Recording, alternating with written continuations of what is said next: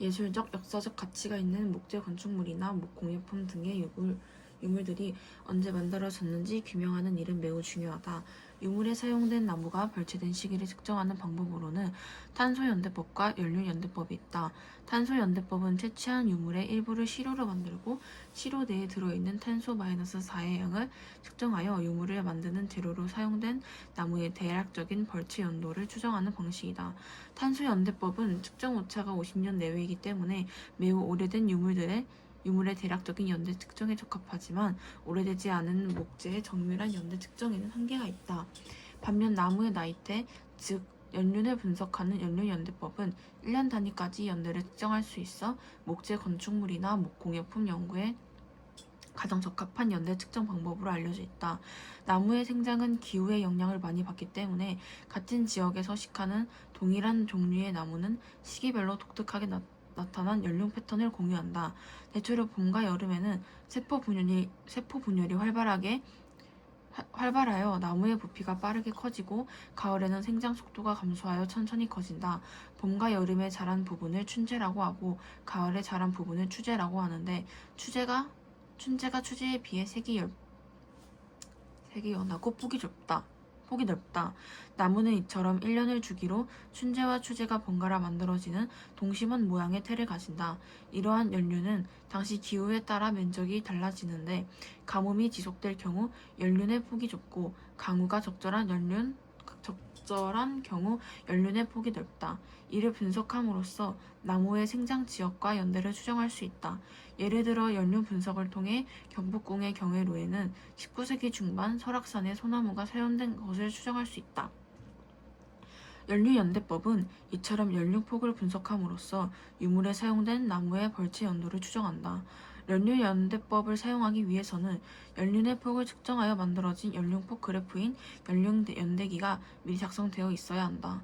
다양한 시대에 걸친 특정 수목의 연륜 패턴을 비교하여 연결함으로써 절대 연대를 나타내는 연륜연대기를 확보하고 이를 시료의 연륜 패턴과 비교함으로써 나무의 벌채 연도를 파악할 수 있다. 그림과 같이 살아있는 나무의 연륜과 오래된 나무 재료인 고목재의 연륜 중 겹치는 시기를 파악하고 두 그래프를 합침으로써 과거부터 현재까지의 연륜 연대기를 만들 수 있다. 이렇게 만들어진 연륜 연대기를 바탕으로 시료의 연대를 알아낼 수 있다. 연륜을 측정하는 방법에는 대표적으로 코어링법과 카메라 촬영법이 있다. 코어링법은 나무의 중심에 있는 직경 7mm 정도의 나무심, 즉 코어를 채취한 뒤 연륜을 측정하는 방식이다. 카메라 촬영법은 디지털 카메라를 활용하여 연륜을 연속적으로 촬영하고 측정하는 방식이다. 표면에 연륜이 노출된 경우 카메라 촬영법을 활용할 수 있지만 그렇지 않은 경우 코어링법을 통해 채취한 코어를 사포로 연마한 뒤 연륜 경계를 관찰하여 폭을 측정하는 방식을 활용한다. 이러한 방법들로 측정한 연륜의 폭을 연륜연대 기와 비교함으로써 나무의 연대를 추정한다. 연륜이 노출되어 있거나 코어를 채취하기 위해 뚫은 작은 구멍에도 큰 영향을 받는 공예품에는 주로 카메라 촬영법이 활용되고 목재 건축물 중 연륜이 노출되지 않은 건축물에는 주로 코어링법이 활용된다. 그리고 나무를 통째로 활용하는 경우가 많은 건축물은 대부분 나무 껍질이나 변재가 붙어 있지만 대부분의 목공예품은 심재를 주로 활용하므로 제작 과정에서 변재 일부가 제거되어 마지막 나이테를 확인할 수 없다. 마지막 나이테를 통해 벌채 연도를 알 수 있으므로 대부분의 목공예품은 정확한 벌채 연도를 알려면 얼마만큼 변재가 상실되었는지 추정해야 한다. 예를 들어 독일산 참나무는 변재의 연륜이 보통 15개에서 20개 정도가 있는데 이 나무로 만든 공예품의 변재에 연륜이 10개만 있다면 제일 바깥 부분의 연륜으로 측정한 연도보다 5에서 10년 정도 전에 벌채되었다고 추정할 수 있다.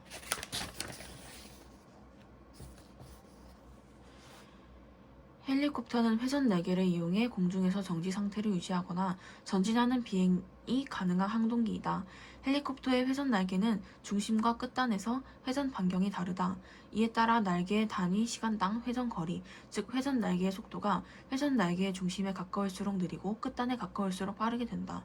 그리고 이로 인해 회전 날개의 각 부분에의 공기의 흐름, 즉 기류 속도도 달라진다. 헬리콥터가 전진 비행을 할 때 회전 날개 각 부분의 속도 차이는 더욱 커진다. 가령 회전 날개가 반시계 방향으로 회전한다면 헬리콥터 진행 방향의 오른쪽 90도 위치에서는 날개 끝단의 기류 속도가 회전 날개의 속도에 헬리콥터의 전진 속도를 더한 속도가 된다. 반대로 진행 방향의 왼쪽 90도 위치에서는 날개 끝단의 기류 속도가 회전 날개의 속도에서 헬리콥터의 전진 속도를 뺀 속도가 된다. 이때 회전하는 날개의 오른쪽 절반 부분을 전진익, 왼쪽 절반 부분을 후퇴익이라고 한다. 운동 상태의 유체가 물체에 부딪혀 막히거나 흐름이 좁아지면 유체가 지닌 운동 에너지가 압력으로 변하는데 이 압력을 동압이라고 하며 동압은 속도의 제곱에 비례한다. 동압과 정지 상태의 유체에 작용하는 압력인 정압을 더한 것이 전압이며 전압은 일정하다. 따라서 유체의 속도가 빨라져 동압이 높아지면 정압이 낮아지게 된다. 헬리콥터에서 회전 날개가 회전할 때 날개에 부딪힌 기류는 날개의 윗면과 아랫면으로 갈라져 날개 뒤로 움직인다. 날개의 윗면과 아랫면의 형태 차이로 인해 날개 윗면의 기류 속도가 아랫면에 비해 상대적으로 빨라지면 헬리콥터를 위로 띄우는 힘이 발생하는데 이를 양력이라 한다. 이때 기류 속도가 빨라지면 날개 윗면과 아랫면의 기류 속도 차이가 더욱 커져 양력도 증가한다. 공기가 흐르는 방향과 날개가 이루는 각인 받음각이 변해 양력의 크기가 달라진다. 연날리기에서 연을 기울여서 바람이 부는 방향에 대해 받음각을 크게 하면 연이 상공으로 더 높이 뜨는 것처럼 일반적으로 날개의 받음각이 커지면 날개 윗면과 아랫면 사이의 속도차가 커져 발생하는 양력도 커진다. 그런데 헬리콥터의 전진익과 후퇴익의 받음각이 같다면 전진익과 후퇴익에서 기류 속도가 다르기 때문에 전진익 쪽의 양력이 커지고 후퇴익 쪽의 양력이 작아져 헬리콥터가 옆으로 썰어지는 문제가 생긴다. 그래서 그림과 같이 회전 날개의 플래핑이 필요하다. 즉 그림 이와 같이 날개가 전진익에서는 플랩업을 해서 위로 올라가고 후퇴익에서는 플랩 다운해서 아래로 내려가면 전진익과 후퇴익에 작용하는 양력의 균형을 맞출 수 있다.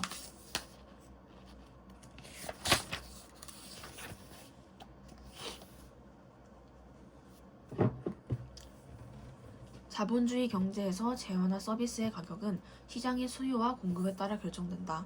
그러나 때때로 정부가 어떤 특수한 목적을 달성하기 위해 직접적으로 재화나 서비스의 가격 형성에 개입하기도 한다. 우리나라의 경우 헌법에서 국가는 적정한 소득 분배를 유지하고 시장의 지배와 경제력 남용을 방지하는 등의 목적으로 경제에 관한 규제와 조정을 할 수 있다고 규정하고 있다. 최고가격제와 최저가격제는 정부가 가격을 규제하고 조정하기 위해 사용하는 대표적 방법이다. 그런데 자유주의 경제학자들은 경제학적 관점에서 최고가격제와 최저가격제는 비효율적이라고 주장한다. 그 근거는 무엇일까? 가격 상한제라고도 불리는 최고가격제는 시장균형 가격보다 낮게 가격의 상한선을 설정하는 제도이다. 시장균형 가격이란 완전 경제시장에서 수요 곡선과 공급 곡선이 교차하는 지점, 즉 수요량과 공급량이 일치하는 지점에서 형성되는 가격이다. 정부가 최고가격제와 최저가격제를 시행하게 되면 소비자와 잉여와 생산자 잉여의 변화가 생긴다. 소비자가 해당 재화나 서비스를 구매하기 위해 최대로 지불할 용의가 있는 금액에서 실제로 지불한 가격을 빼면 그 구매에서 소비자가 얻는 이득이 되는데 이를 소비자 잉여라고 한다. 생산자 잉여는 생산자가 시장에서 실제로 받은 금액에서 생산자가 최소한 받아야겠다고 생각하는 금액을 뺀 것이다. 그림은 시장 균형 가격이 형성되었을 때 소비자 잉여와 생산자 잉여를 나타낸 것으로 사회자 잉여는 소비자 잉여와 생산자 잉여의 합으로 A 플러스 B 플러스 C 플러스 D 플러스 E 플러스 F이다. 만일 최저 가격을 P1으로 선정한다면 생산량이 Q로 줄어들게 되어 소비자 잉여는 A, 생산자 잉여는 B 플러스 D 플러스 F가 되어 소비자 잉여와 생산자 잉여의 합인 사회적 잉여는 A 플러스 B 플러스 D 플러스 F가 된다. 시장 균형 가격일 때보다 사회적 잉여의 손실이 발생하는 것은 되는 것이다. 이때 손실을 자종 손실이라고 하는데 자종 손실은 재화나 서비스 시장의 균형이 최적이 아닐 때 발생하는 손실을 의미한다.